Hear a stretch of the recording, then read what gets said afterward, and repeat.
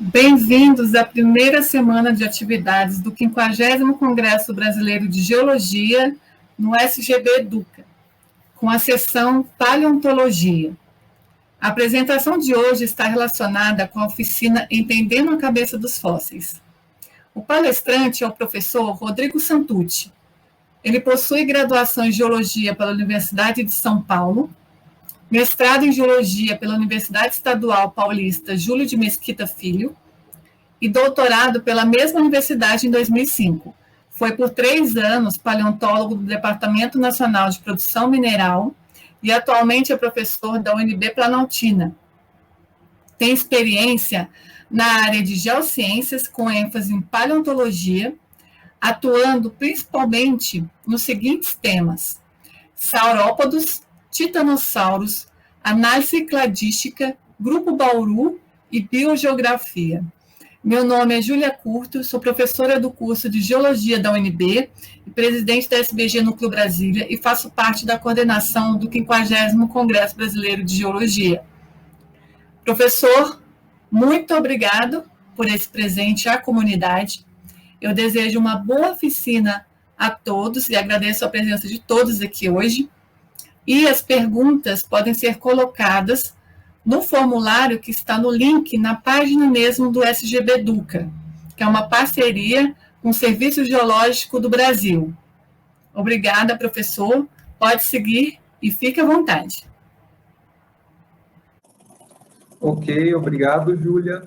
Eu que agradeço pelo convite, né, para poder falar um pouquinho de paleontologia dos fósseis e fico muito feliz de poder compartilhar um pouquinho aí das atividades de pesquisa que a gente realiza na Universidade de Brasília, e eu acho que nesse momento, né, não só de pandemia, mas também de avanço tecnológico, é uma oportunidade interessante, né, de poder compartilhar algumas das ferramentas que a gente usa na universidade, inclusive muito do que eu vou falar agora, na verdade, foi desenvolvido para medicina, para uso em medicina, mas a gente, né, meio que desvia o uso ali, dá para usar para outras coisas interessantes também, tem outras aplicações, essas técnicas, né, e então acho que é bastante interessante poder falar sobre isso e poder disponibilizar também essas ferramentas. Hoje está à mão, na verdade, qualquer um, basta a gente ter um computador, um pouquinho de paciência, talvez, né,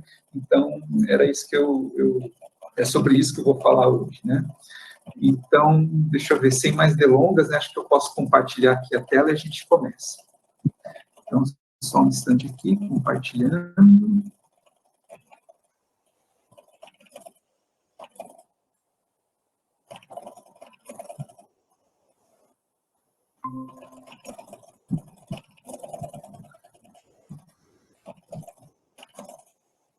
Júlia, só me avisa, por favor, se compartilhou, para não ficar falando. Tá, joia. Muito bem. Então, acho que podemos começar. O tema, né, Entendendo a Cabeça dos Fósseis, é mais ou menos sobre um tipo de pesquisa que hoje os paleontólogos, não só do Brasil, mas do mundo todo, têm desenvolvido, né, com fósseis. Dá para fazer com vários tipos de fósseis, mas no meu caso, né, minha especialidade, eu trabalho com vertebrados fósseis, né, então a gente consegue fazer aí imagens, seria como, né, já adiantando o assunto, tomografias, né, do crânio de alguns dos fósseis que a gente encontra e quais informações a gente consegue tirar a partir dessas análises, ok? Então, vamos pegar daqui do que a gente... da importância das imagens em 3 dimensões, né, das imagens em 3D, coisas no mundo em 3 dimensões, né, a gente tem uma noção de profundidade, com os quais a gente lida, o espaço por onde a gente se desloca, quando a gente se desloca, a gente está falando de 3 dimensões, né, e isso é interessante porque, principalmente nós professores, né, não importa o nível, né, então se a gente está falando do ensino fundamental, do ensino médio, do ensino técnico, e mesmo do ensino superior, E até uma atividade de extensão, por exemplo, a gente vai mostrar alguma coisa, se a gente está ou lendo um livro, ou mostrar uma imagem de alguma coisa, no caso nosso aqui, né, um fóssil, mas pode ser qualquer outro objeto, né, que tenha 3 dimensões, a gente tem um problema que ele está relacionado com a exibição desse material, porque a gente vai mostrá-lo na tela de um computador, na folha de um livro, e aí ele acaba ficando em 2 dimensões, aparecendo em 2 dimensões. E muitas vezes a gente tem um problema aí na hora de conversar, né, com quem está vendo aquele assunto pela primeira vez e a pessoa visualizar, né, esse objeto, montar na cabeça como ele seria em 3 dimensões. Então, falar um pouquinho dessa importância rapidamente, como isso em paleontologia é contornado, e depois a gente começa a falar um pouquinho do exemplo, né, de exemplos de como a gente usa essas técnicas de tomografia que permitem a gente fazer imagens em 3 dimensões.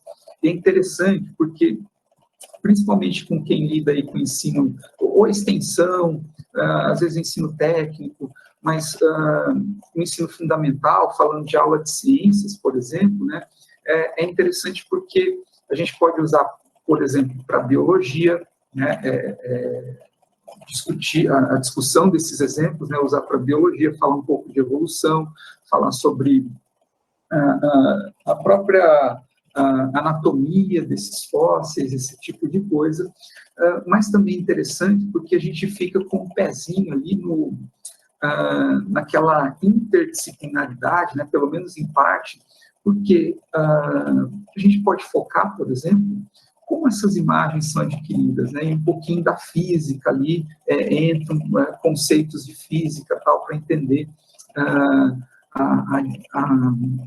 a emissão dos raios-x e como ele interage com a matéria, né, e no caso os fósseis, ou mesmo quem vai fazer um raio-x ou uma tomografia, tem um pouco de física por trás disso, é interessante discutir isso também.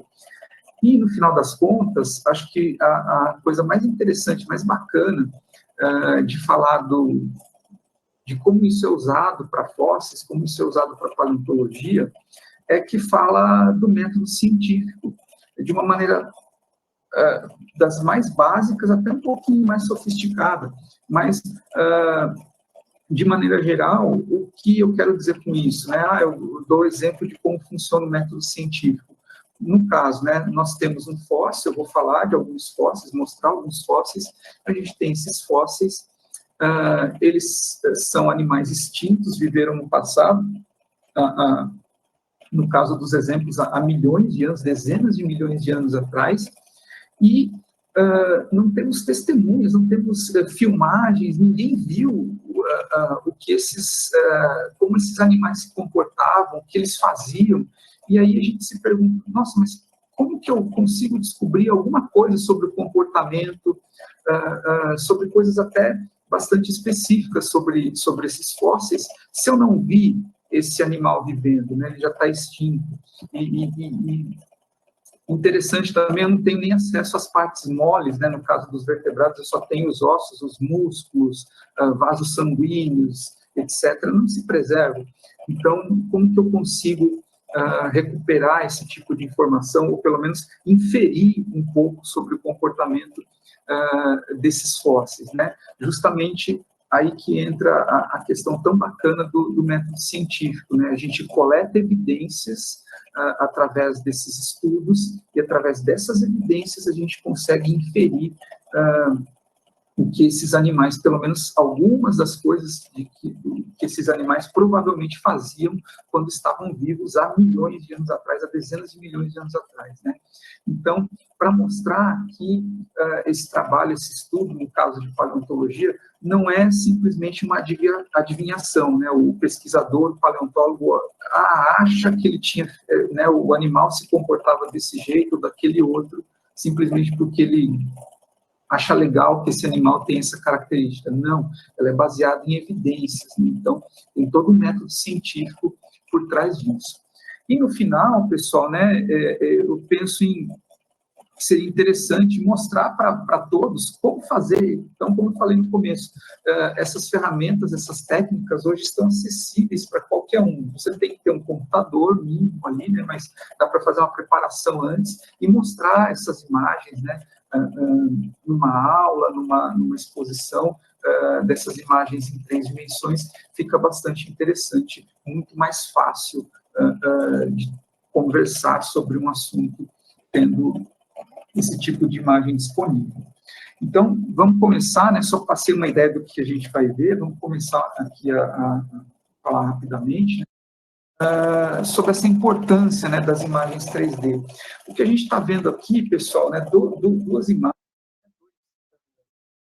duas figuras aqui, né, um triângulo, outro uma circunferência, retomando aquela questão, né, do problema da representação de imagens 3D, o curioso disso tudo é que são apenas duas vistas, 2 pontos de vista de uma mesma imagem, de um mesmo sólido em 3 dimensões. Então, vejam como, né, de uma coisa simples, a gente pode ter um problema, né? A gente observa um objeto em 3 dimensões, a gente pode fotografar esse objeto em 3 dimensões, a gente tem um problema de representação disso, de novo, na página de um livro ou uma aula, né? Então, essas duas imagens, por incrível que pareça, são apenas pontos de vista, né, aspectos diferentes de um mesmo objeto em 3D. Obviamente, aí elas estão representadas em 2 dimensões, ok? Então, na verdade, a gente está falando aqui de como se fosse um cone, né, com uma base circular, e essa daqui é uma vista da base dele, essa aqui é a vista de um dos lados, né, como se fosse uma vista lateral desse cone. Vamos avançar um pouquinho aqui, olha só. Então, opa, já melhorou aqui, ó, as fotos originais da anterior, e agora uma outra aqui, meio que esse objeto em perspectiva nossa, desse objeto em só para mostrar que realmente, às vezes, essas fotos, essas imagens representadas em livros, representadas num slide que eu estou passando em uma aula, uma projeção, uma apresentação, pode enganar, e se a gente conseguir manipular, né, isso em aula, por exemplo, numa apresentação em 3 dimensões, facilita muito a vida de todos. Não só a vida de quem está escutando e tentando entender aquilo, mas também a vida de quem está apresentando, né? Então, vamos seguir um pouco. Olha, agora, quanto mais ilustrações eu tiver, etc., então fica mais fácil de entender a forma, né, de visualizar a forma dessa figura. Tem uma grande diferença. Eu vou voltar. Olha só, eu tinha apenas 2 imagens, imagina se eu tivesse apenas uma, eu eliminasse essa daqui, por exemplo. Então, mostra uma vista do lado desse objeto, fica mais difícil, né, visualizar por completo. Então, esse é um problema que a gente tem, não só em paleontologia, mas em várias áreas de representação, né? E como a gente pode resolver esse problema na paleontologia? Eu trouxe aqui algumas imagens bem bonitas, vamos dizer assim, né? Além de cientificamente feitas e apuradas, esteticamente elas são muito bonitas também. Então, temos um peixe fóssil aqui na imagem. Sim. Uhum. Eu vou falar mais perto do microfone, tudo bem? Eu vou falar mais perto do microfone, pode ser? Segurando aqui perto da boca? Uhum. Tá. É porque eu fico me mexendo muito, né? Um pouco de empolgação, então vou colocar o microfone mais perto da boca. Ok. Então, o que acontece aqui? Temos a imagem desse peixe, né? O fóssil aqui, né? Óbvio que ele foi achatado ali quando ele foi preservado, quando ele foi fossilizado, mas eu tenho uma imagem ali, uma foto desse material, e com um desenho, né? Um desenho muito bem feito, por sinal, com o desenho eu consigo muitas vezes destacar coisas, né, que talvez não fiquem visíveis apenas na foto, né, então o padrão das escamas, vejam que foi dado um sombreamento aqui nos ossos do crânio e tal, mas vejam só, um desenho desse não é para qualquer um, vamos dizer assim, não é qualquer pessoa que faz um desenho desse. Eu, por exemplo, teria que viver uns 10.000 anos para desenvolver a habilidade de fazer um desenho desse, né, então eu não tenho a mínima chance de tentar fazer um desenho desse e mostrar para os meus alunos, para os estudantes, por exemplo, uma aula, né? Mas existem pessoas que conseguem fazer isso, então melhorou um pouco ali o aspecto dessa imagem, né? da questão da visualização. Mesmo assim, ela é em 2 dimensões, está em 2 dimensões. Estudos aqui, por exemplo, usando dinossauros, né? Então, de um trabalho também, a gente pode ver desenho, né, um estilo de desenho, crânio, né, desse dinossauro, então, destacando os ossos, é possível fazer isso, é bem interessante também, mas eu não tenho as outras vistas, eu não sei como ele é de frente, como ele é de cima, então, um desenho em 2 dimensões. Vejam, só uma representação, né, aqui embaixo de como seriam, mais ou menos, né, em geral, esses dinossauros. Esse osso aqui, o fêmur, é o osso da coxa, deixa eu puxar uma reta aqui, uma seta, aliás, né, também um desenho super bem feito, com sombra, sombreamento, né, então eu vejo uma vista, um aspecto desse osso aqui, do fêmur, e uma outra vista também, poxa, melhorou bastante, né? Mas ainda assim eu não tenho o objeto em 3 dimensões, no caso fóssil, em 3 dimensões para visualizar. E casos extremos, eu acho que parece mais uma foto, um desenho, né? Um osso da pata, também desses dinossauros, muito bem feito, uma habilidade incrível, né? Então, no mesmo trabalho que eu apresentei aqui, no slide anterior, e tem o nome da desenhista. Né? Nem todo mundo consegue fazer poucas pessoas conseguem fazer nesse nível de detalhe, com esse tipo de, né, dando noção de profundidade e tal. Então, aqui é o mesmo osso visto em 3, né, em 3 vistas diferentes, né? Uma vista do lado, de frente, né? Então, uma forma de contornar esse problema aí com as imagens 3D. Mas, hoje em dia, com a tecnologia, né, óbvio que um desenho desse, eu não sei quanto tempo demora, mas eu acredito que deve ser muito demorado, muito trabalhoso para fazer um desenho desse tipo.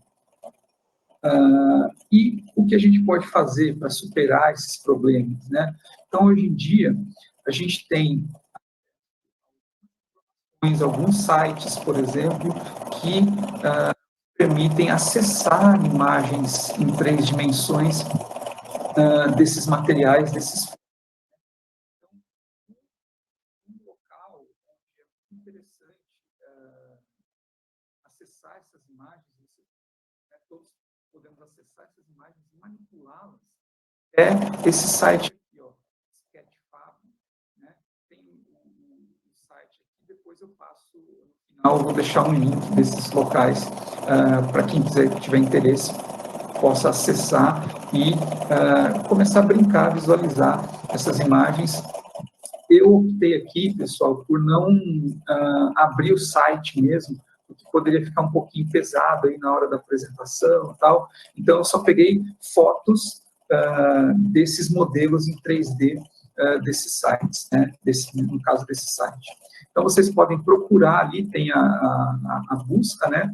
Algumas imagens, pessoal, modelos em 3D são pagos, né? Você pode pagar lá e acessar a imagem, mas muitas imagens são gratuitas. Inclusive, as relacionadas à paleontologia, muitas relacionadas à paleontologia, elas vêm, inclusive, são tiradas de trabalhos científicos publicados. Se vocês depois tiverem interesse, aqui, ó, esse trabalho foi de um crânio de um dinossauro, né, publicado por colegas brasileiros. O material foi encontrado no sul do Brasil, no Rio Grande do Sul. Então, aqui os autores e o trabalho é um artigo de acesso livre, né? Infelizmente está em inglês, mas dá para ter acesso às imagens e tal, desse material. Ou então, por esse site que eu estou mostrando.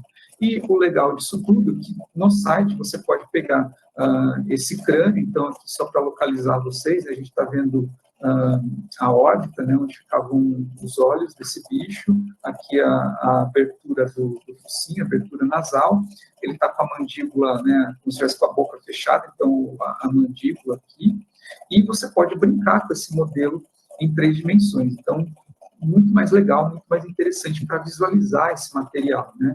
Então eu posso simplesmente pegar aqui essa imagem, olhar a vista lateral, né, como se eu estivesse olhando esse crânio, né, desse dinossauro de lado. Eu posso movimentar para tentar vê-lo, enxergá-lo de frente, foi o que eu fiz aqui, ó, né? Se eu quiser, eu mudo a posição, vejo de cima para baixo, de baixo para cima, vejo dos outros lados, posso ampliar, dar zoom, né? Então, é um local onde vocês podem conseguir imagens bastante interessantes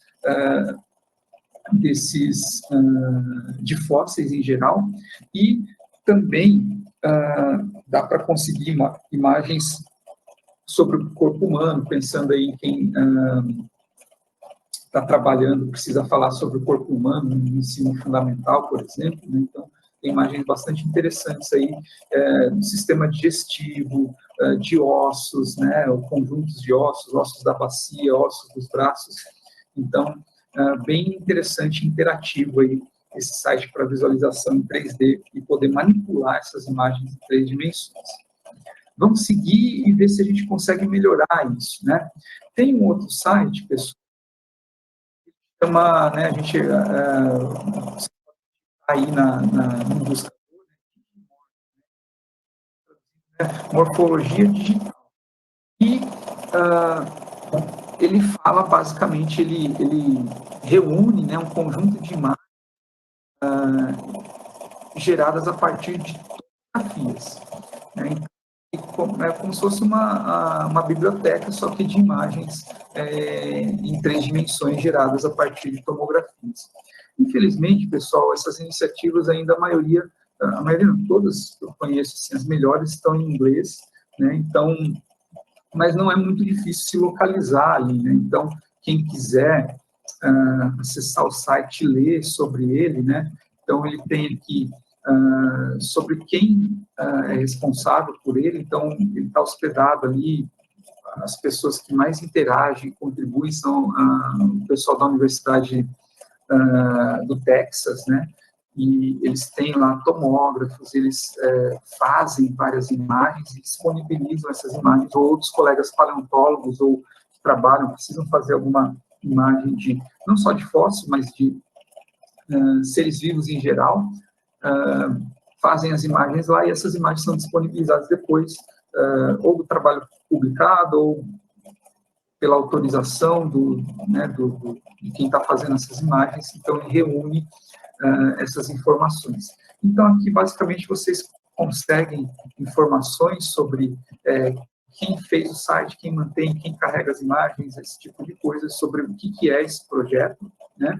E aqui, basicamente, vocês conseguem acessar esse conteúdo, essas informações, dessas imagens em 3D geradas por tomografia, e vocês podem buscar ali por nome científico, né, das espécies, nomes populares, né, ou nomes comuns.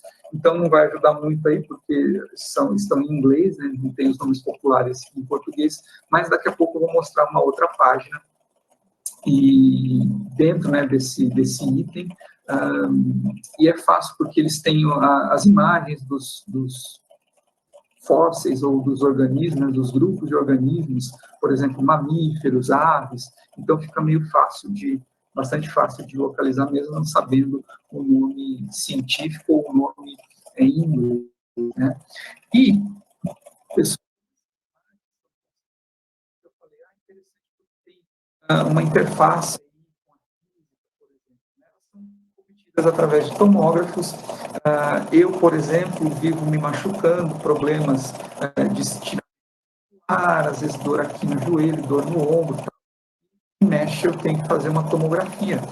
E hoje em dia esses tomógrafos, né, como a questão, né? Eles foram desenvolvidos, esse tipo de técnica, né, desenvolvida para uso médico, ou mais amplamente usada em medicina, mas a gente dá um jeito de aproveitar essas técnicas para usar na biologia, na paleontologia, que é o nosso caso aqui, né? Óbvio que outros exemplos a gente pode citar outros exemplos de usos em outras áreas também. Então, a gente pode usar tanto um microtomógrafo, esse é um microtomógrafo, escolhi usar esse porque eu já fiz imagens, né, já mandei material fóssil que eu coletei, com o qual estou trabalhando para fazer imagem nesse microtomógrafo. Ele fica lá na Universidade de São Paulo, no estado de São Paulo, e ele faz imagens aí com precisão de centésimos de milímetros, né? Então, para coisas bem pequenas, ele funciona muito bem. E esse tomógrafo aqui, na imagem da direita, é um tomógrafo que é usado em clínicas de imagens ou hospitais, né? Então, você simplesmente pode, desde que você converse com antecedência, pode conversar com o responsável pela clínica, né? Tem algumas questões ali para serem resolvidas, burocráticas, né? Mostrar que o material, né, fóssil que você está colocando ali num tomógrafo desse não gera risco de nenhuma contaminação para os seres humanos, né? Afinal, não é mais um ser vivo, né? Ele está morto ali há milhões de anos. Então, você pode usar, por exemplo, um tomógrafo desse ou um tomógrafo de uma universidade, por exemplo, um centro de imagens, pode ser usado. Nesse caso aqui,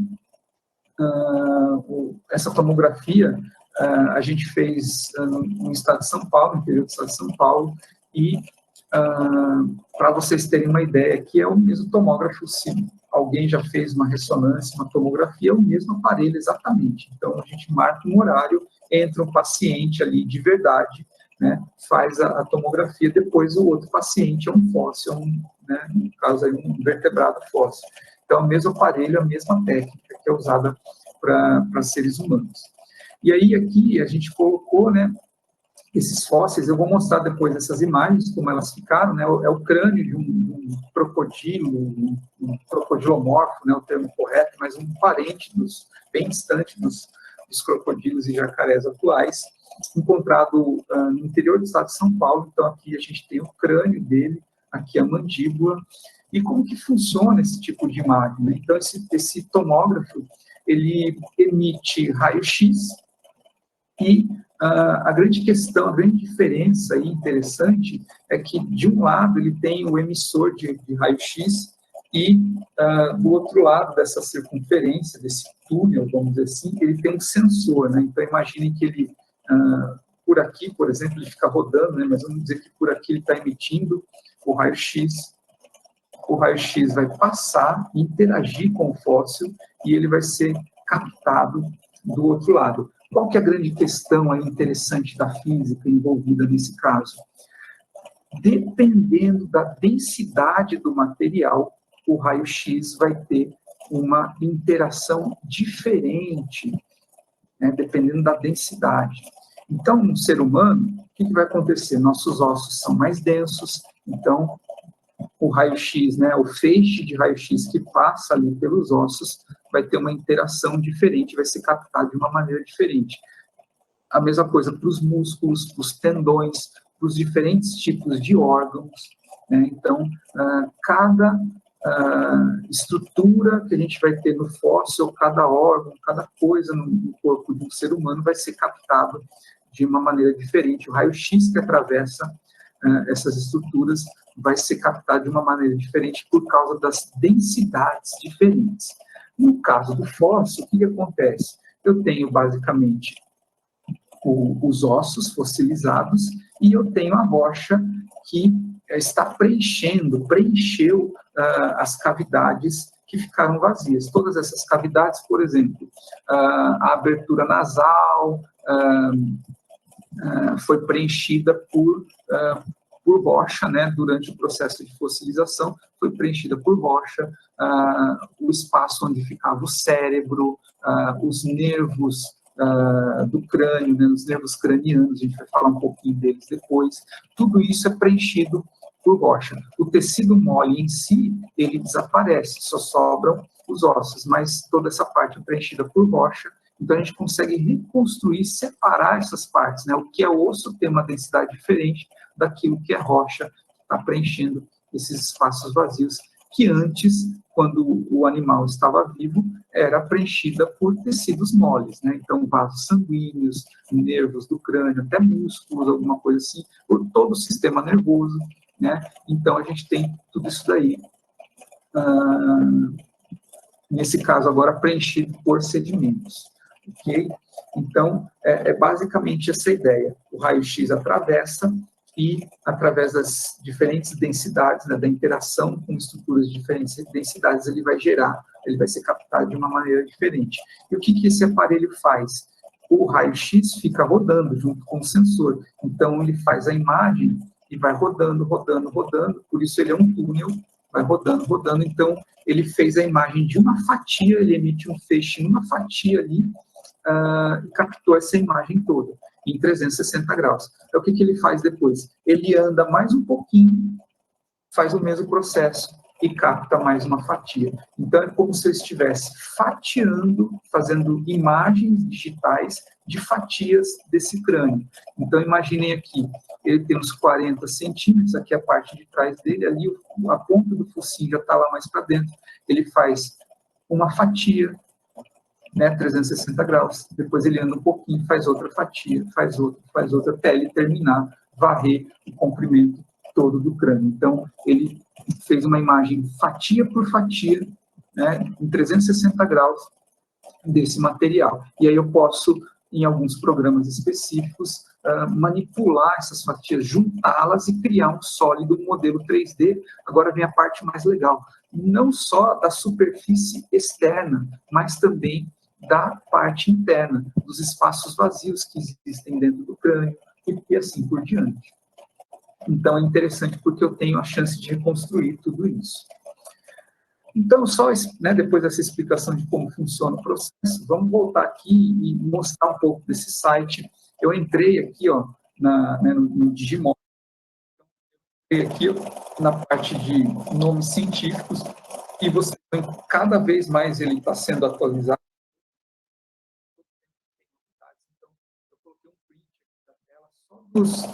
De alguns das imagens disponíveis, né?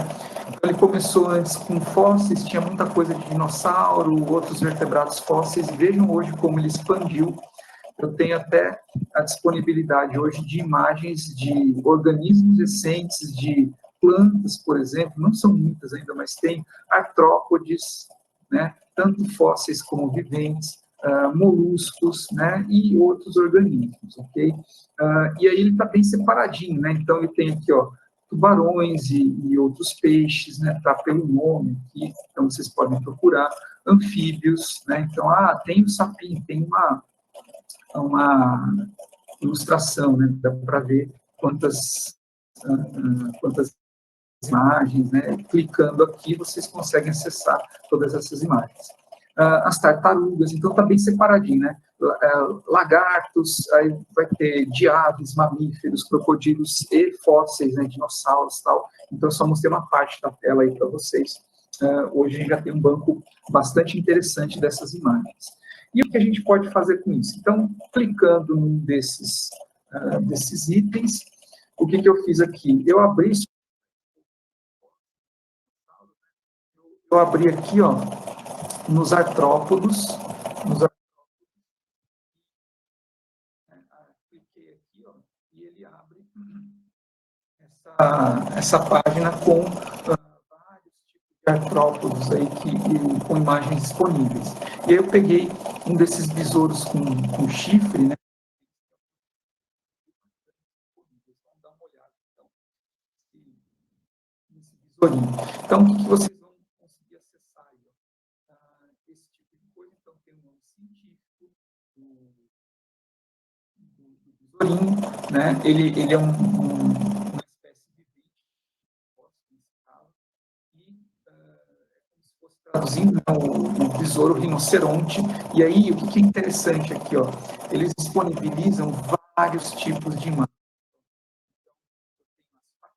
geradas pelo tomógrafo, eu posso girar, né, eu posso baixar filminhos, né, como se fosse um vídeo de uma rotação dele, pode nesse sentido aqui, nesse outro, em vários sentidos, dependendo do corte que eu pego aqui, eu consigo uma rotação. Então, o que eu vou fazer aqui para mostrar para vocês, tá? Esses vídeos vocês podem baixar. Então, vou passar o vídeo bem curtinho, né? Bora lá. Oi. Voltou? No áudio? Voltou?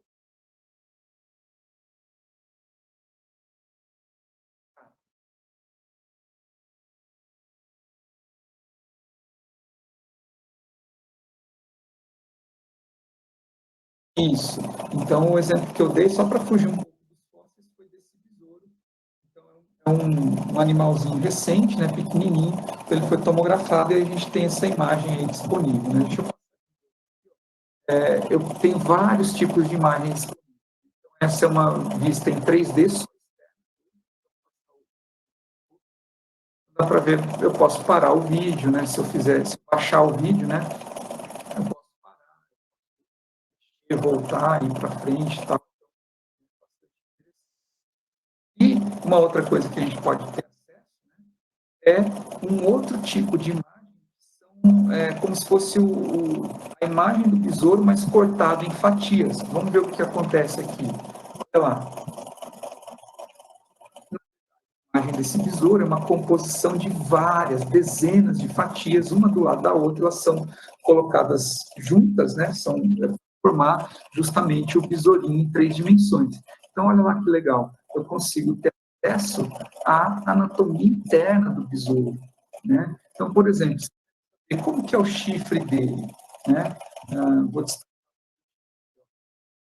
ele é oco, não é? Então, eu posso ir passando aqui as fatias, é como se eu estivesse cortando com uma faca, por exemplo, e vendo cada um desses cortes por dentro, né? Olha lá, vou chegando no chifre, olha que interessante, ele é oco mesmo, né? Mas tem umas estruturazinhas, tal. Então, é interessante, eu posso falar sobre o exoesqueleto dos invertebrados, no caso aí, dos artrópodes, né? Então, esse tipo de coisa, né? Outras informações interessantes também ficam disponíveis aí, né? A asinha dele aqui, né? Ó, dá para ver, ó, essa parte mais externa, né? Então, essa parte mais dura, rígida, que a gente chama de élitro, e aí a asinha mesmo fica guardada aqui dentro, dá para ver esse tipo de estrutura, alguns órgãos, né? Então, fica bem interessante ter acesso a esse tipo de imagem. Seguindo, né, a gente tem aí, só mudei um pouco a tela, outros grupos de organismos que a gente tem acesso. Então, como eu falei, mamíferos, aves, o das aves é muito bacana, assim, crânios de várias aves modernas, né, viventes, então, acessíveis aí para fazer download e usar em aulas, apresentações, etc. Muito bem, né? Quando a gente passa aí para pensar, né, para além disso, né, ter acesso a essa informação toda, o que a gente pode fazer depois? Então, a gente tem aqui, por exemplo, imagens, é uma reconstrução aí de um crânio de um dinossauro relativamente antigo, então vejam aí, estão lidando, trabalhando com esse tipo de coisa. Então, colegas paleontólogos principalmente dos Estados Unidos, né, publicaram esse trabalho, e o que a gente está vendo aqui, o que é interessante, né? Isso daqui, pessoal, só para contextualizar, né, é a reconstrução em 3 dimensões, a partir de tomografias, de um crânio de um dinossauro, também um dinossauro desses pescoçudos, né? E aí o que a gente está vendo aqui, né? Essa região aqui que eu vou destacar agora é a ponta, mais ou menos a ponta, né, a margem do focinho, aqui são os dentes, ok? Dá para ver a mandíbula aqui com os dentes, a bateria de dentes. Essa parte aqui são os olhos, né, ou um dos olhos, A abertura nasal seria mais ou menos essa parte, a abertura do nariz nesses bichos é retraída, ela vai subindo, né, e ocupa uma posição mais ou menos entre os olhos. Tudo isso já é muito legal, então eu tenho uma ideia, é óbvio que aí o crânio está numa imagem estática, em 2 dimensões, mas eu posso manipular essa imagem também em 3 dimensões, para ver o outro lado, ele de cima, de baixo, então já facilita muito ter acesso a essa anatomia, né? Óbvio que o resto do dinossauro não está aqui, então pense, né, o pescoço e o corpo, a cauda, etc., não estão preservados, não estão apresentados aqui. E aí, pessoal, aquilo que a gente estava falando para vocês, o que eu posso fazer além disso daí? Então, nesse trabalho foi reconstruído aqui, essa parte em azul, vamos dizer assim, parte do sistema nervoso desse dinossauro, né? Então, ele está mostrado aqui em 2 vistas, uma vista de lado, acho que é mais fácil de visualizar, né? Para vocês terem noção de onde estaria isso, mais ou menos, estaria mais ou menos aqui dentro, ó, nessa parte, né, que seria a caixa craniana desse dinossauro. Então, aí ficam coisas como, só destacando aqui para vocês, né, o labirinto, que, entre outras coisas, tem a função aí de regular, né, ou mexe com equilíbrio, né, responsável pela parte de equilíbrio, orientação, né, desse dinossauro, né. A gente também tem esse labirinto, não é desse jeito, é um pouco parecido, mas não é exatamente assim, mas, então, a parte de equilíbrio e tal é dada pelo labirinto. De novo, né, importante ressaltar, eu não tenho nenhuma dessas partes moles preservadas. O que foi feito aqui? Cada, né, com acesso à anatomia interna desse crânio, dá para reconstruir isso, vendo a diferença de densidade entre o osso e a rocha que preenche esses espaços vazios agora, né? Então, eu faço como se fosse um molde, né, do osso, um molde dessas estruturas que ficam encapsuladas dentro dos ossos do crânio. Então, o que foi possível recuperar aqui? Alguns dos nervos do crânio, responsáveis aí por várias funções, né? A gente vai discutir isso um pouco na próxima imagem que eu vou apresentar, e também aqui, por exemplo, o cérebro dele, né? Então, essa parte aqui seria mais ou menos como se fosse o cérebro. Dá para ter uma ideia de um coeficiente de encefalização, você pode calcular o volume dessa, né, que o cérebro, essa parte do sistema nervoso ocupava dentro da caixa craniana, e comparar com outros animais, né, viventes ou fósseis mesmo, e a partir daí a gente consegue entender um pouco do que esse bicho fazia, né? Para além da anatomia, só olhar o formato do crânio é assim, a gente começa a entender realmente, né, acessando essas partes do sistema nervoso, entender pelo menos algumas coisas do que esses animais faziam. E o exemplo que eu quero dar, realizei com um doutorado, a gente fez com colegas também do Instituto Federal, lá de São Paulo, da PUC, né, da Universidade Católica lá do Rio Grande do Sul, e esse trabalho foi publicado bastante comum no interior de São Paulo. É um fóssil de um crocodilo, o termo correto é um crocodilomorfo, ele tem mais ou menos uns 80 milhões de anos, então é uma espécie extinta. Ele muito provavelmente não tinha esses hábitos aquáticos que a gente vê nos jacarés e nos crocodilos atuais, mais ou menos aqui fazendo um contorno, né? Ó, a gente vê o crânio dele aqui, a gente tem nesse caso no laboratório um esqueleto bem preservado, aqui as patas dianteiras, eu fiz um contorno aqui com pincel atômico, mais ou menos para, né, ter uma ideia de como era o corpo dele aqui, ó.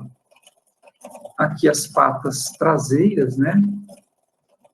O membro, trazer as pernas, né, com as patas, é bem desenvolvido, então dá para ver a patinha da frente, a de trás, A cauda não ficou totalmente preservada, só um cotoquinho da cauda que aparece, mas a gente tem um esqueleto basicamente bem preservado aí desse material. Então, qual que é a ideia? Pegar o crânio desse material, desses fósseis, e colocar no tomógrafo para ter acesso a essas estruturas. E foi o que a gente fez. Para nossa sorte, a gente vários desses materiais para acessar o trabalho e olhar, né? Por cima, mas quem quiser acessar o trabalho e olhar, basta procurar essa referência. Então, a gente tomografou vários desses crânios e o que a gente estava interessado é justamente saber ter acesso ao sistema nervoso, está mais ou menos aqui, né? Óbvio que é no meio do crânio, no lado, né? Mas ter acesso ao sistema nervoso construído. Eu vou repetir essa parte de novo, Júlio. Ok, então o que a gente queria aí era, através desses fósseis que a gente tem coletado, acessar, reconstruir parte, pelo menos, do sistema nervoso desses fósseis, né? Então, a gente fez isso se utilizando de vários crânios, né? Vários crânios a gente encontrou em uma ou duas localidades no interior do estado de São Paulo. Então, aqui alguns mais inteiros, ok? Crânios mais inteiros, esse aqui até com a mandíbula preservada, né? Dá para ter uma ideia bastante interessante. Uma coisa interessante, a gente tem um indivíduo juvenil, ele é um pouquinho menor aqui do que os outros, né? Então, deu para ter acesso a isso. E uma coisa interessante também, isso, pessoal, esse negócio aqui parece uma massa de ossos, né? Não dá para identificar direito, é só um pedacinho do crânio, mais ou menos essa parte aqui, ó. Só isso aqui, ó, ainda está quebrado. A gente achou já assim, né? Não totalmente, não estava preservado inteiro, é só essa parte. E a gente teve acesso, a gente pôde colocar no microtomógrafo essa parte aqui, ó. Isso daqui é mais ou menos o começo da área, né, onde iria o cérebro, tal, a outra parte, né, boa parte dele não ficou preservado, né, então essa parte de trás, onde liga com as vértebras do pescoço. E aqui, pessoal, a gente tem esse bulbozinho, onde fica justamente o labirinto, aquela parte do sistema de orientação. Então, o crânio, como é muito grande, ele inteiro, a gente não consegue colocar no microtomógrafo, mas esse pedacinho, né, ele estava quebrado o suficiente, a gente deu muita sorte, justamente essa parte onde tem a estrutura do labirinto, ficou preservada, a gente conseguiu colocar ele no microtomógrafo, então a gente conseguiu reconstruir o labirinto com bastante precisão. Então, vamos dar uma olhada no que acontece, né? Porque a gente conseguiu. A gente faz isso, né? Programa gratuito.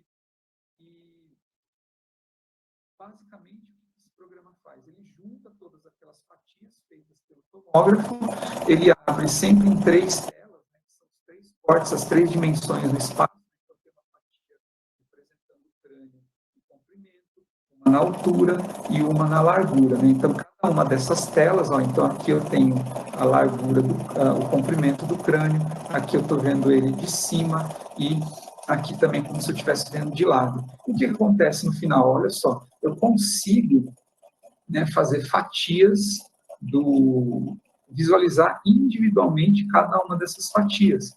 E aí o que eu posso fazer? Olhando internamente, por exemplo, aqui é onde ficariam os olhos do animal. Aqui, por exemplo, eu estou vendo os dentes, né? E eu consigo ter uma ideia, por exemplo, né? Óbvio que no fóssil eu só vejo a parte que fica para fora, que é essa daqui que eu estou marcando em vermelho. Olha como a raiz do dente é implantada, né, profundamente no crânio, né? Então, dá para a gente ter essa noção que eu não conseguiria ter sem a tomografia ou sem quebrar, destruir o material, né? Então, cada fatia dessa me revela uma coisa. No caso desse crânio, ele tem mais ou menos umas 400 fatias. A gente fez a tomografia com uma resolução, um intervalo entre cada uma de mais ou menos 0,4, 0,5 milímetros. Então, a gente precisou fazer várias fatias, muitas fatias para completar esse crânio. E aí, pessoal, o que a gente pode fazer com isso? aí entra um pouquinho da paciência. Para cada uma dessas fatias, eu posso pintar, né, uma máscara por cima. Então, lembrando, cada fatia dessa é menos de 1 milímetro, eu pinto cada uma dessas fatias com a cor que eu quiser, e como se eu estivesse criando uma máscara por cima. Eu posso pintar, por exemplo, uma fatia com a cor, né, de parte desse osso de vermelho, aí eu passo para a próxima fatia, pinto de novo e vou pintando. E no final, o que esse programa consegue fazer pela gente é juntar todas essas fatias num sólido em 3D, que eu posso agora visualizar nessa tela aqui de baixo. Ok? Então, o que eu estou mostrando para vocês aqui são fases do desenvolvimento do trabalho, né? Então, em azul, a gente tentando reconstruir, pintar, né, esse espaço vazio, na verdade vazio não, ficou preenchido por rocha, né, mas pela diferença de densidade a gente consegue saber que é rocha, os ossos ficam mais claros, quase brancos, a gente consegue ajustar esse contraste, e a rocha ficou mais escura, e a gente consegue pintar, né, fatia por fatia, esse espaço interno que é referente, por exemplo, ao cérebro, grande parte do sistema nervoso desse animal. E aí, o que a gente consegue no final? Uma reconstrução em 3D. O que eu fiz aqui, ó, o crânio também está reconstruído em 3D, e o legal é que eu consigo fazer várias camadas, como se fossem várias máscaras e vários sólidos diferentes em 3 dimensões. Então, a gente fez um só para o crânio, aí fez um só para um labirinto, e assim por diante. E aí, o que acontece? Essas estruturas ficam, né, no caso do sistema nervoso, ficam dentro do crânio. Então, a gente consegue reconstruir o crânio e depois aplicar uma transparência nesse material para a gente ver onde o sistema nervoso ficava dentro do crânio. Então, é muito legal poder fazer isso, né? Então, eu consigo ver só a estrutura em si, o labirinto, por exemplo, ou qualquer uma dessas estruturas reconstruídas, e dando uma transparência nos ossos do crânio, eu consigo ter uma noção de onde elas ficam exatamente, né?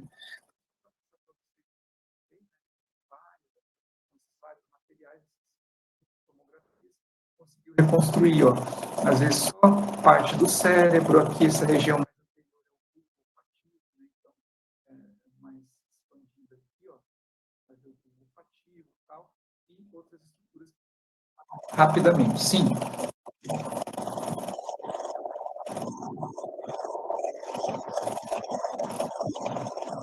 Ela é o bulbo olfativo, é a parte que está relacionada com o sentido do olfato. Então, as partículas de odor são captadas, né, entram pelo nariz, e elas precisam ser levadas para serem processadas para o cérebro. Então, entre outras coisas, tem esse, né, não só o bulbo olfativo, mas né, toda essa parte que transmite essa informação.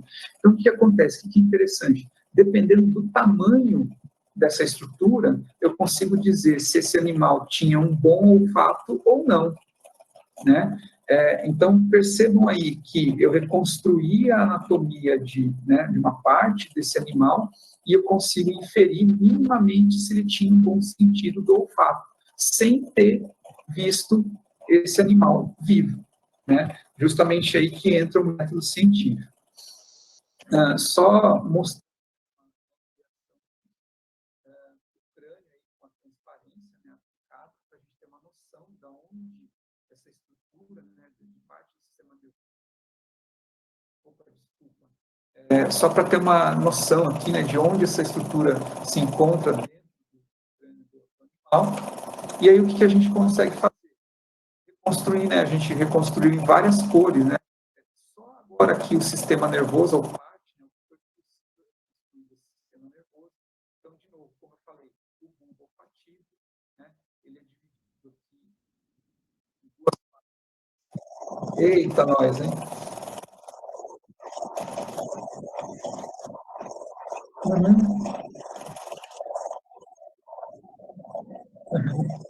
Tá bom, sim, vou repetir aqui, então, hein? Então, ok. Só me dá um que eu não estou vendo você, Júlia, tudo bem? sumiu aqui Tá bom. Então, pessoal, olha lá, de novo, né, essa parte, né, que eu destaquei, né, óbvio que aqui a gente está sem o crânio, é só a parte do sistema nervoso que a gente conseguiu reconstruir em 3 dimensões. Então, por exemplo, o bulbo olfativo aqui, a gente vê que ele é dividido, né, consegue medir aqui a altura, o comprimento disso e comparar com crocodilos recentes, né, com os parentes recentes desse bicho e dizer, olha, ele sentia os odores melhor, de uma maneira mais acurada ou não do que os parentes viventes dele, né? Aqui a gente tem uma noção do labirinto, né? Então, cada canalzinho desse, ó, ficou em vermelho também, né? Mas cada canalzinho desse, né, é responsável por dar a orientação e equilíbrio de uma das direções no espaço, né? O comprimento, a altura e a largura. Então, olha lá, você tem aqui, dá para ver, ó, um canal nessa posição, um canal nessa outra e um deitado na horizontal, que cuida da orientação, né, das 3 dimensões no espaço. Então, acessando essa informação do labirinto, a gente consegue saber, nossa, mas será que ele tinha uma boa orientação espacial ou não? Né? Ele tinha um bom senso de equilíbrio, de orientação ou não? Isso a gente consegue comparar, não só com os crocodilos e jacarés, né, aparentados viventes, como com outros fósseis, outros animais também, né? Deixa eu pegar uma outra imagem que foi interessante. Esse daqui, ó, são os nervos cranianos, né? Eles, né, é o nervo 5, né, que chama do nervo trigêmeo, né? Muitas vezes você deve ter problema com o nervo trigêmeo, né, dá uma dor na face, às vezes óbvio que a gente não consegue reconstruir todo o nervo, mas pelo menos a parte por onde ele passa dentro do osso, o canal que ele deixa, né, ao passar dentro do osso, a gente consegue reconstruir. Esse nervo é muito interessante, entre outras coisas, a gente consegue saber questões, por exemplo, ele irradia para a face e a gente consegue ter noções se ele tinha uma boa sensibilidade da face mesmo, né, de inervação, da sensibilidade que ele tinha, como se fosse assim, no rosto, no focinho dele, né? Então, pelo tamanho desse tipo de nervo, a gente consegue entender esse tipo de coisa. Então, é bastante interessante, porque são detalhes bem específicos, né, informações bastante interessantes que a gente consegue trazer desse tipo de interpretação. Então, eu comparo também o tamanho, o diâmetro desse nervo, né, as ramificações que ele tem com os parentes recentes desse crocodilo fóssil. E, para finalizar essa a imagem que a gente conseguiu detalhar, vejam que a gente pintou aqui cada fatia, mas dá um trabalhão, né? Às vezes a gente fica aí, semanas, meses trabalhando numa imagem dessa, pintando fatia por fatia.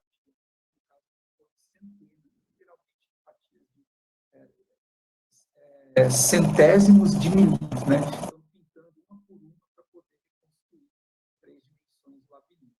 Aqui eu estou mostrando para vocês vários aspectos, várias vistas desse labirinto, e uma das coisas legais também, a gente conseguiu reconstruir essa parte, né, que tem a ver com a parte do ouvido também, né, interno, e se chama cóclea, e através do tamanho, né, comprimento, largura, altura dessa estrutura, a gente consegue saber e calcular qual é a faixa de audição desse animal e comparar também com os parentes viventes. Então, a gente sabe que ele ouve na faixa de tantos hertz, pelo tamanho dessa estrutura. Então, só para mostrar aí como, né, fazendo uma tomografia de um crânio, de um fóssil, a gente consegue, né, reconstruir várias partes do sistema nervoso e inferir, né, através do método científico. Vejam, de novo, né, como eu falei no começo, não é uma invenção, é uma evidência. Será que é verdadeiro ou não? A gente pode discutir, mais ciência, mais evidências podem confirmar ou não se o que foi apresentado nesse trabalho está correto ou não, mas as primeiras evidências estão aí, né? Então, é bastante bacana mostrar esse tipo de coisa, né, porque a gente está falando de um comportamento de um fóssil, de um animal que se extinguiu há 80 milhões de anos. A gente consegue, pelo menos, em alguns aspectos, reconstruir o que ele fazia, como ele vivia e tal. Por último, através da posição do labirinto, de outras estruturas que a gente identificou, a gente conseguiu numa posição do crânio, né, vamos dizer assim, que a gente chama de posição neutra, né, porque, vejam, ele tem um focinho. Aqui estaria a órbita, né, os olhos dele. Uma coisa que chama a atenção...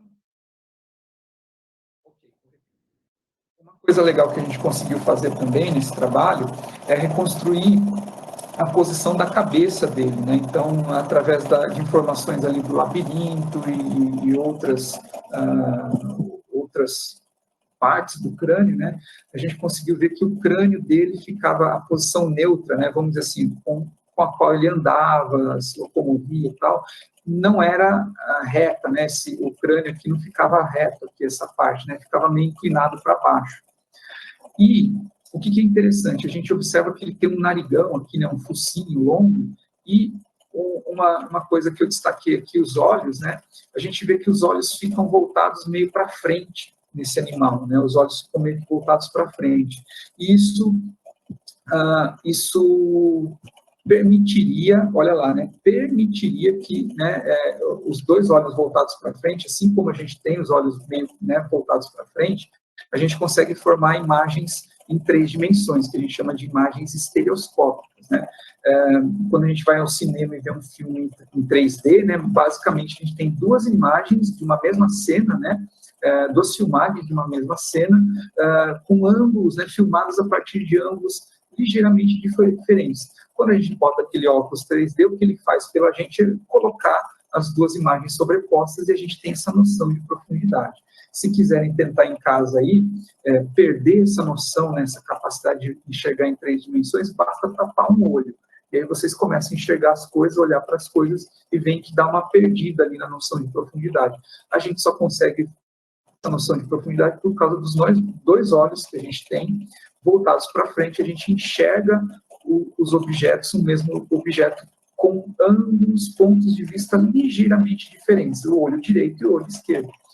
E aí o que acontece? A gente viu que tinha uma possibilidade, né, de essa visão em 3D, né, ele ter essa visão em 3D porque os olhos pareciam estar voltados para frente, mas tem um problema. Tinha uma coisa atrapalhando, né, a sobreposição das imagens, que era um focinho enorme. Mas, se o crânio agora fica numa posição mais inclinada para baixo, aquele focinho lá na frente atrapalhando a sobreposição, né, do olho direito e esquerdo desaparece. E eu tenho a possibilidade de ter um campo de sobreposição de imagens. Isso é interessante, né, só para concluir essa parte, por quê?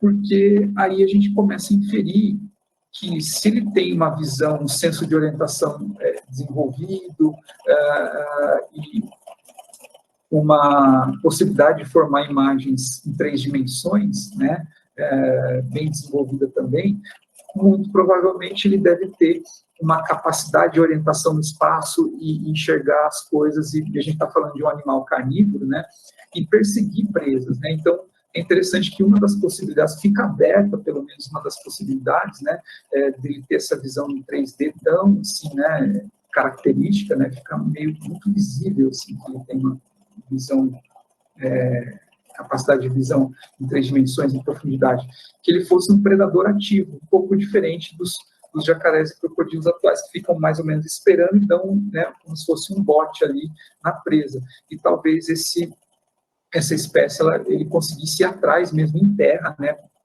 por aquelas pernas, né, patas bem desenvolvidas, ir atrás em terra mesmo das presas e conseguisse perseguir presas. Uma possibilidade, óbvio que precisa de mais estudo para desenvolver, né, confirmar ou refutar essa ideia. Ok? Então, de novo, para mostrar aí como esse tipo de estudo é interessante, né, a tomografia, não só pelas imagens em 3D em si, mas pelas informações que elas podem fornecer. E para finalizar, pessoal, fiquei falando, né, eu queria mostrar para vocês rapidamente como qualquer um pode fazer esse tipo de imagem. Então, eu vou mostrar para vocês é justamente um dos programas que eu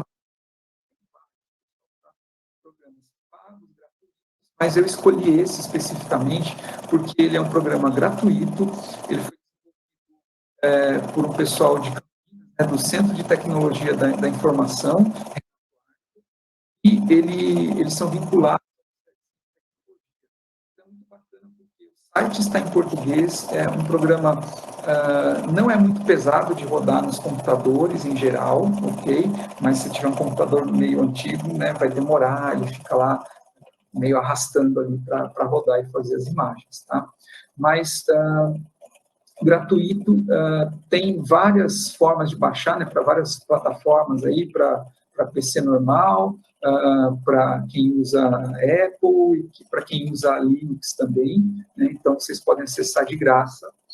E vocês têm acesso, eles disponibilizam um manual em PDF para o passo a passo de como fazer, em português também, muito bacana. Então, é um programa aí que, se você parar para brincar em uma tarde, você já aprende a mexer muito bem nele. Tá? Dá para fazer muita coisa com ele. Então, mostrando aí a página, né, de onde vocês podem baixar esse programa. E, além disso, eles disponibilizam imagens de imagem em 3D para vocês podem e criar sólidos em 3D a partir dessas fatias, etc. Eu vou mostrar como faz rapidamente. Isso eu criei semana passada, me demorou 3 minutos para fazer as imagens que eu vou mostrar para vocês. Tá? É bem rápido. Tá, desculpa, gente. Voltando aqui, pessoal, então, além do programa ser gratuito, eles disponibilizam no site também imagens do corpo humano, então isso é legal para quem está trabalhando aí, né, vendo esse assunto, né, no ensino fundamental, mesmo no ensino médio, né, ou uma atividade de extensão, imagens de tomografia do corpo humano para poder baixar gratuitamente. Atenção, gente, quem tem, por algum motivo, precisou fazer alguma tomografia e tal, geralmente você ganha um CD ali com essas imagens, né, do seu corpo todo fatiado ali, né, pela tomografia. E, como eu falei no começo, eu tenho várias dessas imagens porque eu vivo me machucando. E muitas vezes eu pego essas imagens e carrego no programa e fico vendo lá o meu joelho, o meu ombro, dá para ver ali em 3 dimensões, fazer modelinhos. Meus ossos, como é que estão? Então, assim, dá para fazer. Então, quem tiver aí também o CD, as imagens, né, digitais, dá para carregar nesse programa também. Ok? Então, essas imagens vocês conseguem baixar gratuitamente também no site do programa, tá? Infelizmente, aqui, a maioria delas são relacionadas aos seres humanos, mas já dá para cobrir aí boa parte do que tem que ser discutido sobre corpo humano nas escolas ou numa atividade de extensão, já dá para brincar com bastante coisa aí. Então, o que vocês têm que fazer? Basicamente, baixar o programa, né, o slide anterior, escolhe aí o computador, instala o programa em Invesários, aqui o nomezinho dele, Invesários, né, baixa gratuitamente, instala, e depois você pode seguir e baixar essas pastas com as imagens, são várias fatias. Então, o que vocês têm que fazer? Salvar uma pasta com as fatias, vai ter ali dezenas, centenas de fatias. Salve essa pastinha no computador de vocês também. E aí, através do... Sim. Ok. É só clicar aqui, ó, download, ele vai abrir, ele está compactado, né? Só clicar ali, ele vai descompactar e descompactem a pasta toda. Dentro da pasta estão as fatias, centenas de fatias. Salvem a pasta toda. Ele tem que estar dentro de uma pasta. Aí você salva essa pasta no computador e depois abre o programa para puxar essas imagens a partir da pasta, né? Então, eu vou mostrar para vocês aqui rapidamente como é que faz, como fica legal. Estou lá com a pasta, baixei o programa Invesários, instalei, e quando vocês abrem o programa, vocês vão ver uma página imagem como essa. Então, o programa está aberto aqui. Você ou aqui também, ó, clique, né? Aqui, ó, você clica aqui e carrega os dados. Então, é por fases que você vai trabalhar. Pode ser por aqui, mas pode ser arquivo, abrir, né, um projeto novo, tal. Aí, abrindo ali, o que vai acontecer? Você escolhe aquela pasta com todas as imagens. Não escolha as imagens separadamente, escolha já a pasta toda. Ele vai entender que são todas as imagens dentro da pasta e vai abrir, vai fazer, vai puxar essas imagens. Olha lá, eu peguei aqui, ó, o conjunto, né, de imagens que eu estava baixando, tinha uma barra dessa de programa. Ok, vai abrir, né, ele vai puxar. Ele vai demorar mais ou menos. Isso aqui demorou para mim uns, sei lá. Se as imagens, né, forem menos pesadas, né, um menor número, é bem mais rápido, tá? Então, esperem essa barrinha de progresso terminar. O que vai acontecer depois que vocês carregaram as imagens? Ele vai... Então, ele vai falar para vocês, ó, eu tenho aqui 300 imagens carregadas, 300 fatias, ok? E aí, ele vai querer saber... E vocês podem passar, ó, como se fosse um filminho de todas as fatias, uma por uma. A pergunta que ele vai fazer agora é o seguinte: você quer criar seus modelos a partir de todas as fatias ou não? Se você, né, vê que ficou pesado, não está rodando direito, eu posso diminuir aqui, ó, eu posso pedir para ele, ó, pule uma fatia a cada duas, né? 2 a cada 3. Então, isso vai influenciar, obviamente, pessoal, na resolução da sua imagem. Então, o que eu fiz? Eu pedi para ele manter todas as fatias. Vai demorar um pouquinho mais? Vai, mas vai ficar com uma melhor resolução, o resultado final. Então, eu pedi, mantenha todas as fatias, e aí você vai fazer o quê? Clica aqui em importar. Tá? Clicando em importar, aí ele vai fazer o trabalho. Ele vai pensar. Às vezes demora 1, 2 minutos, até mais, dependendo da velocidade do seu computador e da quantidade de fatias que você tem. E aí o que vai acontecer? Ele vai abrir isso daqui. Então, esse já é um painelzinho que mostra, né? Nesse exemplo que eu estou dando, é o tórax de uma...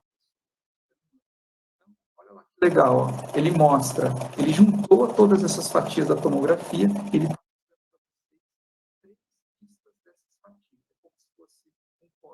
de lado da pessoa, né? Está cortado aqui de lado, aqui de cima, como se tivesse vindo da cabeça para os pés, mas só a região do tórax, que é a parte de cima, e aqui de frente, como se eu estivesse cortando a pessoa, né? Começa pela barriga, vou até as costas, ok? Estou aqui de frente, ok? Cada tela dessa é uma vista, é um plano no espaço, né? Uma orientação no espaço em 3 dimensões. Esse quadro vazio aqui, ó, está escrito volume, é reservado para a imagem 3D que a gente vai gerar. Então, ele fica vazio enquanto você não criar um modelo 3D, tá? E aí, vocês devem conseguir ver aqui, ó, que dependendo do órgão né, e dos ossos, etc., eu tenho um espaço, eu tenho uma cor de interferência diferente, né? Aquilo que a gente falou, o raio-x interfere de maneira diferente aqui, ó. Então, eu consigo mexer aqui, ó, no contraste, ó, com esse botão. Eu clico nele e vou arrastando aqui. Isso está tudo no manual, tá, pessoal? Então, eu clico aqui e mexo no contraste. Aplico mais contraste, deixo menos contraste. Então, eu consigo destacar coisas. E aí, o que é legal? Ele já vem com uma ferramenta de criar essas máscaras, né, pintar essas cores, né, automaticamente. Então, estão vendo aqui, ó, que a barra aqui, ó, varia do preto até o branco. E no meio, obviamente, vou falar o óbvio, agora eu tenho os tons de cinza, né? Então, o que você pede aqui para ele fazer? Ó? Eu quero que você pinte de verde todas as fatias, aliás, pinte de verde em todas as fatias, nessas 300 fatias, automaticamente, esse intervalo de cores, né, do branco até esse cinza, não chegou no preto, nem cinza escuro. Então, o que está acontecendo aqui? Estão vendo? Ó? as fatias que o programa está me mostrando aqui, ó, foram automaticamente pintadas de verde, ok? Foram automaticamente pintadas de verde, mas só as cores, as tonalidades de cinza e branco que eu pedi aqui, ok? Se eu quisesse só os ossos mesmo, aí os ossos ficam geralmente, por causa da densidade, ficam bem brancos, eles dão uma estourada, assim, bem brancos. Então, eu pedia para pintar só o que era branco mesmo, né? Então, eu consigo mexer aqui e fazer isso de maneira automática. Por isso que eu falei, puxa, foi 3 minutos, demorou mais para processar do que ajustar aqui. Então, eu ajusto, ok? E peço agora, ó, venho aqui, ó, se eu estou satisfeito, eu passo por todas as fatias, tal, né? Só lembrando aqui, ó, os pulmões, né? Não aparece porque tem muito espaço vazio ali, fica com pouca densidade, né? Então, eu pedi para fazer mais ou menos um modelo aqui do que seriam os ossos e algumas partes de tecido mole mais densas, né? Aí, depois que você ajustou aqui a cor que você quer, você clica aqui em criar superfície, é quando vai demorar um pouco, tá? No meu caso, como são muitas fatias aqui, eu acho que demorou mais de 1 minuto, eu não contei, mas demorou mais de 1 minuto. Você vai ver a barrinha de progresso aqui embaixo aparecer, né, quando fizer, e tem que esperar mesmo, tem que ter paciência. E aí aqui nessa tela vai aparecer o modelo 3D, tá? Então aí, né, eu não, óbvio, não vou fazer aqui ao vivo porque pode travar essas coisas todas, então o que foi gerado um modelo 3D. Atenção, pessoal, aqui é um modelo 3D mesmo, você pode mexer, brincar com ele, a cor, no caso eu mudei, ele ficou originalmente verde, só que eu mudei para uma cor mais parecida com uma... Então, o que eu estou vendo aqui do esqueleto? Ó? A escápula, né, o omoplata aqui, dos dois lados, eu estou vendo de costas aqui, eu virei ele para ver como se fossem as costas, né? As vértebras, ó, né? Dá para ver aqui que a pessoa tinha um pouquinho de desvio na coluna, dá para trabalhar até esse tipo de coisa, ó, né? As costelas aqui, ok? Parte dos ossos da clavícula, né? Eu vou mostrar, daí dá para virar essa imagem do jeito que você quiser, né? Virei a imagem, né, a parte da frente, então, ó, alguns órgãos, alguns tecidos moles ficaram preservados também, alguns vasos foram reconstruídos também, né, vasos sanguíneos aqui embaixo. E óbvio que você pode, né, ampliar cada uma dessas telas, basta ampliar, então, em vez de ver as 4 telas, ela fica atualizada. Para qualquer uma das imagens dá para fazer isso. Tá?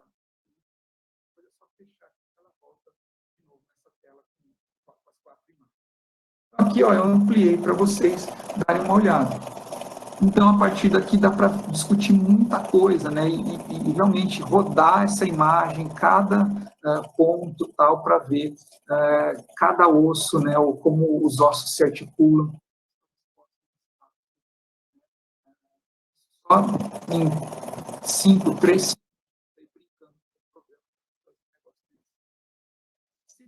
eu fiz? Aí eu mudei um pouco as configurações, né? Eu criei uma outra superfície, você pode sobrepor. Eu criei uma outra superfície agora, com um intervalo de densidade ali, né? Eu mexi naquele intervalo de cores, né? Eu coloquei para coisas um pouco menos densas, eu desloquei essa.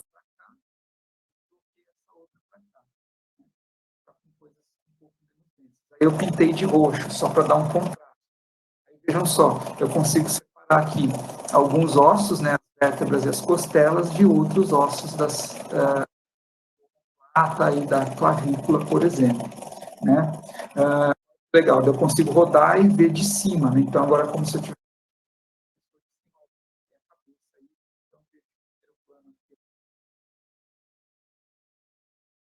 desculpa, repetindo essa parte. Então eu posso mudar as vistas, né? E ver justamente como os ossos se articulam, né? De novo aqui o omoplata, né? Como que ele fica por cima das costelas, as vértebras aqui, né? Articulando com as costelas.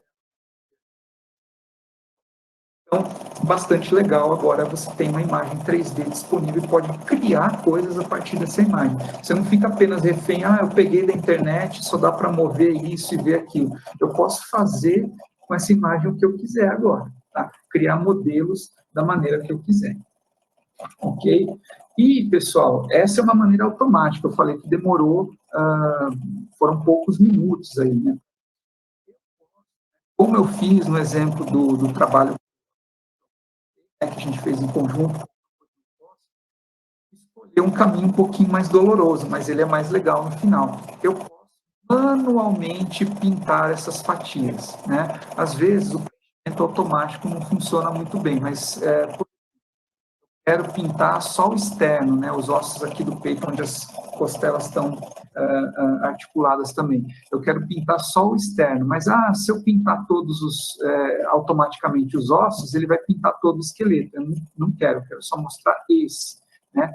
Então você pode ir manualmente, dar um trabalhão, gente. Mas manualmente você vem aqui e pintei essa fatia aqui, que é o externo. E também, né? Aí vou lá, clico, estão vendo aqui, fatia 256. Aí eu vou lá, passo para a próxima, 257, e pinto de novo. E vou fazendo isso manualmente. Aí eu tenho um modelo bem detalhado só desse osso. Agora eu quero fazer da costela. Aí eu vou lá e pinto só a costela. E aí você pode brincar com elas independentemente. Dá um trabalhão, pessoal? Dá. Mas depois o resultado é maravilhoso. Você pode ligar e desligar esses ossos, mexer com transparência, etc. Então, fica muito bonito o resultado final. Só que, como eu falei, demora, né? Então, para cada osso ou para cada órgão, você pode criar uma máscara diferente. Estão vendo aqui? Ele cria máscara 1. Você pode mudar o nome dela. Para fígado. Aí a máscara do fígado. Aí depois você cria uma outra, né? Basta colocar aqui, criar outra máscara.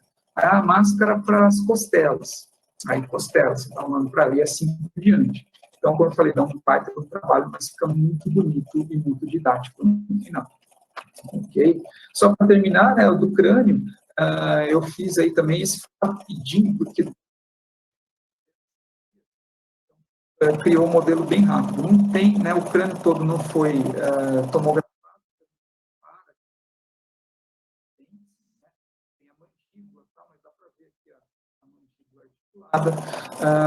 Dá para brincar aqui também. Eu quero fazer só os olhos. Então, se você quiser pintar manualmente, você pode ir pintando aqui, os olhos, né? Eu não fiz, que é dar várias fatias, tá? Eu pinto aqui também, vai brincando aqui, pinta, né? Aqui também dá para ver o olho, Eu vou passando, os olhos não são muitas fatias, sei lá, umas 20 fatias, você brincando aí numa tarde consegue fazer. Aí eu crio a superfície 3D do olho e ele vai aparecer aqui dentro, independentemente, né? Uma bolota aqui dentro, independentemente. Que eu posso brincar de ligar e desligar agora como um objeto, né? Um objeto 3D diferente, independente, né? Então, eu aplico transparência no crânio, eu posso ligar e desligar, tal. Então, uma ferramenta aí bastante poderosa para várias áreas do ensino. No nosso caso aqui na paleontologia, na biologia, né, principalmente os exemplos que eu dei, mas tem outras possibilidades também. Gente, acho que eu falei bastante, né? Só dando aí os links, né? Podem baixar o programa e clicar, né? Com as imagens também. Oi? Tá. Não, pessoal, só terminando, então, passando os links aqui desse site, né? Principalmente do Invesários, lembrando, né? Gratuito, está disponível. Baixa e começa a brincar, e em pouco tempo vocês ficam craques aí nesse tipo de programa, e as possibilidades são realmente gigantescas, né? Para atividades de ensino, palestras, etc. Era isso, gente. Obrigado a todos pela atenção. Espero que vocês tenham gostado e que seja, né, esse tipo de aplicação seja útil para vocês. Muito obrigado. Vou sair aqui, Júlia, para apresentar. E, Júlia, o que é legal, né, você pode fazer isso hoje para tudo, né, não precisa ser para seres vivos, né, animais viventes, organismos viventes e fósseis. Eu posso fazer para rochas, eu posso fazer para um objeto, para um mouse, por exemplo. Tem um problema, né, o raio-x dá problema com coisas metálicas, então, mas com coisas de madeira, esse tipo de coisa, assim, que tiver partes metálicas, funciona muito bem, né. O raio-x dá um problema de interferência com as partes metálicas e tal, mas, nossa, funciona para muitas coisas, né? Então, é bastante interessante. E, realmente, você pode transferir depois, você pode salvar em PDF esses modelos 3D. Existem PDFs 3D que ficam bem mais leves, ou outros programas também, eu não falei aqui, mas dá para salvar esses modelos de uma forma bem mais leve, né, em outros programas, depois que o material, né, o objeto em 3D está feito, e realmente fica mais fácil de manipular e tal. Né? É bem interessante, tem várias aplicações. Olha só, Júlia, por exemplo, nós aqui da UNB, né, a gente tem alguns tomógrafos, né? Então, parte dessas imagens foram feitas em tomógrafos da UNB, ok? Que é para uso geral ali, né? Então, tem isso daí.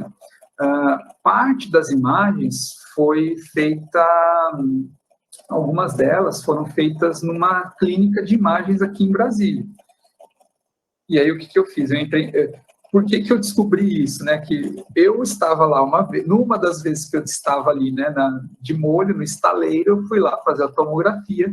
Daí, enquanto eu estava, demora, né, fazer uma tomografia ali, não sei se você já fez, assim, né, demora ali, né, ressonância magnética e tal. Enquanto eu estava lá, né, acho que eu fui fazer do joelho, da coxa, alguma coisa assim. Enquanto eu estava lá, né, demora alguns minutos, enquanto eu estava lá, eu falei assim, nossa, mas esse tomógrafo parece novo, né? Deixa eu conversar aqui. Depois, né, da análise, você não pode se mexer, E depois da análise, conversar com o técnico, falei assim, olha, esse tomógrafo tal, qual que é a resolução dele e tal. E comecei a conversar ali, e eu falei assim, será que haveria possibilidade de eu trazer um fóssil, né, assim, um fóssil para uma cabeça aí de um dinossauro, um crocodilo fóssil e tal?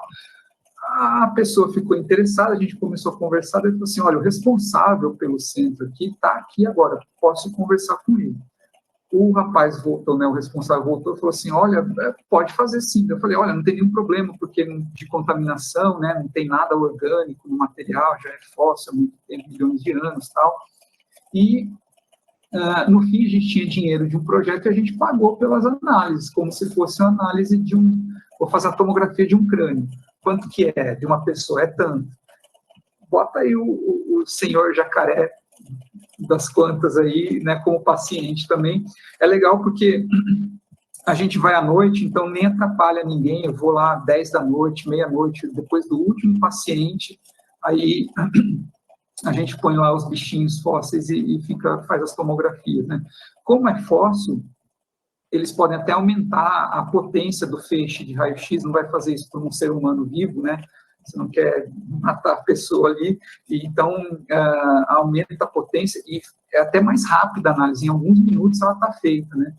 Então, eu faço assim, ou vai para uma universidade, ou faz as próprias análises, aí, mas tem que conversar com alguém e tal, e vai ter que pagar pelas análises. Hoje não é tão caro assim, tá? Então, dependendo do tamanho aí, 300, 400 reais você faz uma análise dessa, tá? Não é tão caro assim, comparando com o que era no passado, né?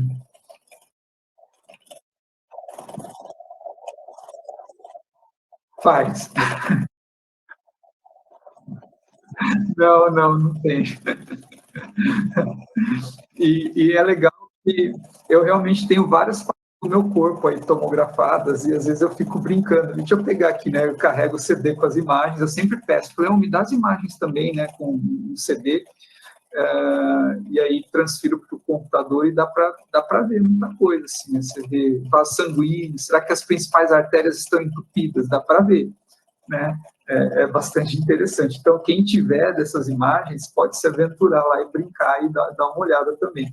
Eu só não tenho, acho que as mãos, os pés e a cabeça tomografada, o resto eu tenho praticamente tudo. Ok, muito obrigado, Júlia. Agradeço de novo, né, a oportunidade de falar um pouquinho dos fósseis, dessas técnicas, né?